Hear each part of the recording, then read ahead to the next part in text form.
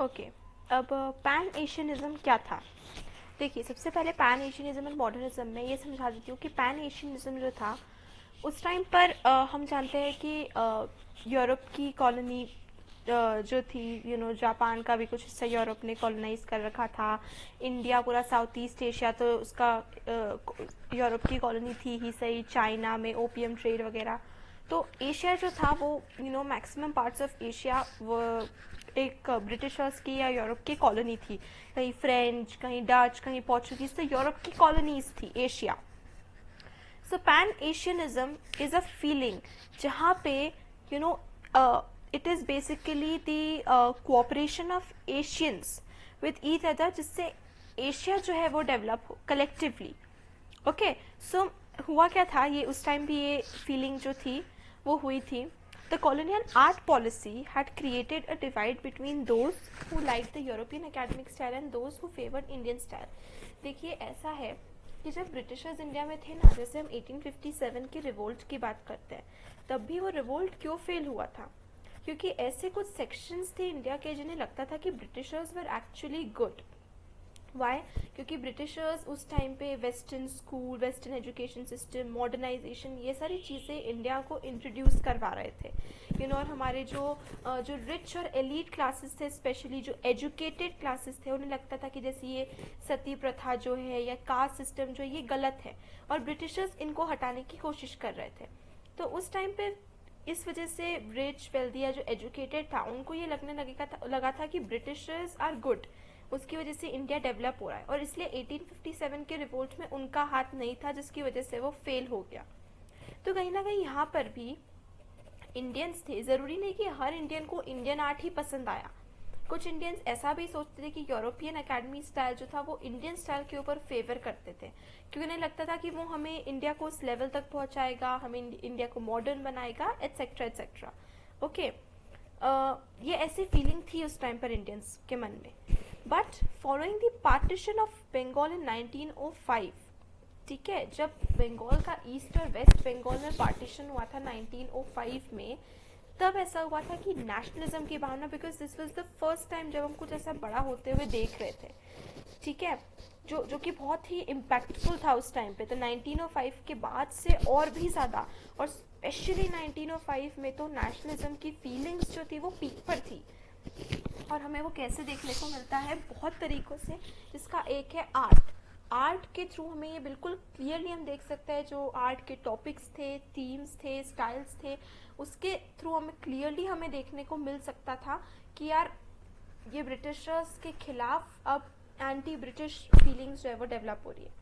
कैसे? एक एग्जाम्पल यहाँ पे दिया हुआ है। Anand Kumar Swamy, an important art historian, wrote about Swadeshi in art and joined hands with Japanese nationalist Kakuzo Okakura, who was visiting Rabindranath Tagore in Calcutta. He came to India with his ideas about Pan-Asianism, which he wanted to unite India with other Eastern nations and fight against Western imperialism.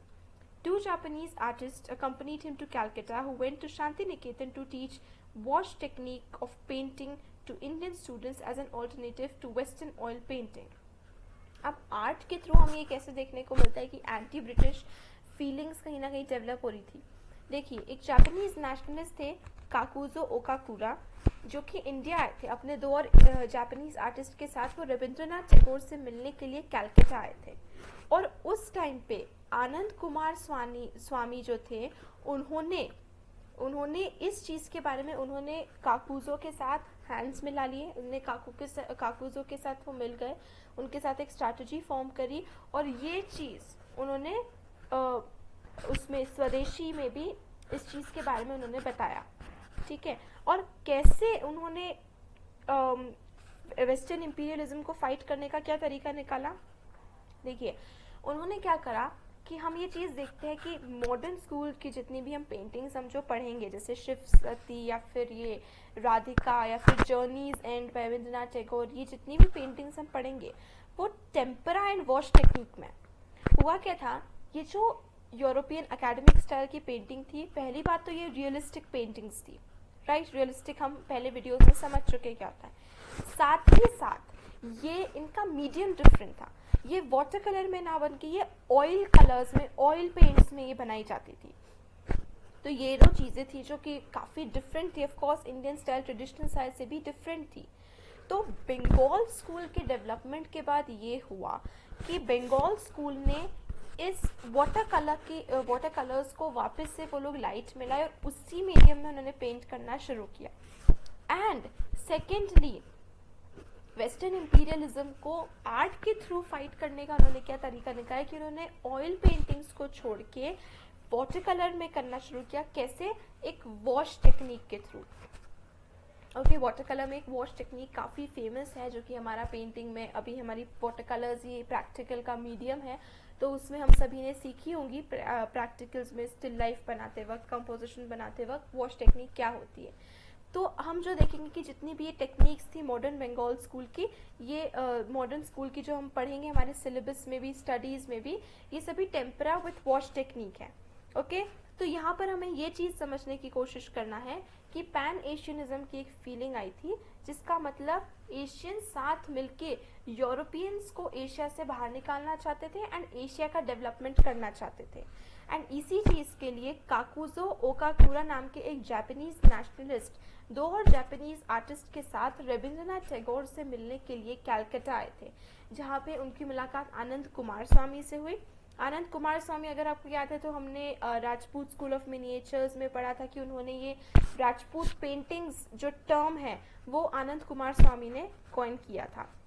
तो आनंद कुमार स्वामी ने इस चीज़ का फिर declaration करा था कि अब से पैन एशियनिज्म की फीलिंग के अंदर और इस सब के अंदर हमने वेस्टर्न इंपीरियलिज्म को पेंटिंग्स एंड आर्ट के थ्रू फाइट करने के लिए ऑयल पेंटिंग्स को छोड़ के वापस से टेम्परा एंड वॉश टेक्निक में वाटर कलर से पेंटिंग करेंगे। If on one hand Pan-Asianism was gaining popularity, ideas about modern Europe art also traveled to India. Hence, the year 1922 may be regarded as a remarkable one, when an important exhibition of works by Paul Klee, Kandinsky, and other artists who were part of the Bauhaus School in Germany traveled to Calcutta. ठीक है, तो 1922 का year जो, अब देखिए कैलकाटा में दो significant चीज़ें हो रही है। एक जगह तो काकुजो ओकाकुरा जो जापानीज नेशनलिस्ट है वो भी कैलकाटा आते हैं, जो अपने साथ वापस ये फीलिंग लाते हैं, पैन एशियनिज्म की फीलिंग लाते हैं और फिर वॉश टेक्निक का बढ़ावा देते हैं, टेम्परा विथ वॉश टेक्निक। और दूसरी तरफ 1922 में पॉल क्ली और वेस्ली कैंडिंस्की जो पेंटर्स हैं वो एक्चुअली, जो कि बॉहास स्कूल ऑफ जर्मनी, जो बॉहास स्कूल इन जर्मनी है उसके पेंटर्स हैं, वो भी कैलकाटा आते हैं। और वो किस चीज़ के रिप्रेजेंटेटिव बन के आते हैं? जो मॉडर्न यूरोपियन आर्ट है उसके। अगर आप देखेंगे ना कि अगर इसके पहले भी जब मुगल्स के टाइम पे जब हमारा मिनिएचर बनता था, अब उसी टाइम के वक्त अगर आप कंटेम्प्रेरी यूरोपियन आर्ट को कंपेयर करेंगे तो वो पेंटिंग्स काफ़ी रियलिस्टिक थी। हम देख के ऐसा बोल ही नहीं सकते थे कि वो पेंटिंग्स है, they were so identical to the actual form. तो वो चीज़ जो थी, उस चीज़ को भी काफ़ी लोगों को अट्रैक्ट कराए कि वो रियलिस्टिक इतनी पेंटिंग्स हैं। These European artists had rejected academic realism, which appealed to the Swadeshi artists.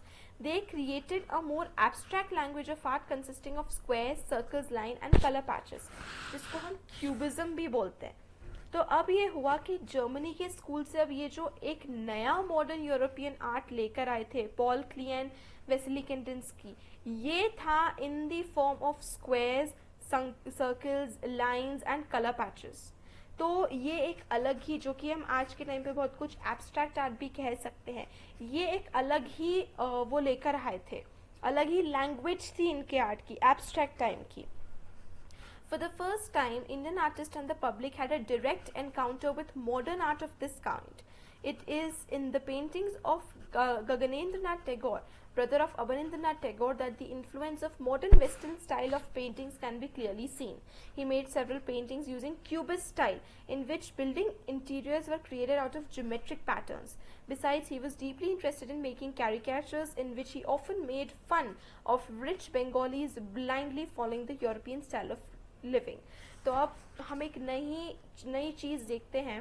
तीन चीज़ें हम यहाँ पर एक साथ होते हुए देख रहे हैं। एक तो बंगाल स्कूल ऑफ आर्ट का डेवलपमेंट हो रहा है, जिसमें हम लोग इंडियन स्कूल को वापस इंडियन स्टाइल ऑफ पेंटिंग को रिवाइव करने की कोशिश कर रहे हैं। मिनिएचर स्टाइल ऑफ पेंटिंग को, ऑयल पेंटिंग को छोड़ के हम लोग वाटर कलर्स यूज़ कर रहे हैं। वॉश टेक्निक और टेम्परा विथ वॉश टेक्निक को कंबाइन करके यूज़ कर रहे हैं। दूसरी तरफ ये यूरोपियन रियलिज्म जो है वो कॉलोनी आर्ट स्कूल्स में पढ़ाया जा रहा है, सिखाया जा रहा है। कुछ लोग, कुछ इंडियंस उसकी तरफ अट्रैक्टेड हैं, यूरोपियन रियलिज्म की तरफ। एंड तीसरी जगह होता है कि 1922 में पॉल क्ली एंड वेसेली कैंडेंस की आते हैं इंडिया। बहुत स्कूल जो जर्मनी में है वहाँ से आते हैं और वो एक नया मॉडर्न यूरोपियन आर्ट अपने साथ लेकर आते हैं, जिसको हमें क्यूबिज्म स्टाइल भी कहते हैं, जो कि ज्योमेट्रिकल पैटर्न्स या स्क्वायर्स या ऐसे शेप्स में हमें देखने को मिलता है। तो ये चीज़ें जो हैं वो अब हम देखने को हमें मिलती है कि ये 3 नए डेवलपमेंट्स हो रहे हैं 20th सेंचुरी की बिगिनिंग से।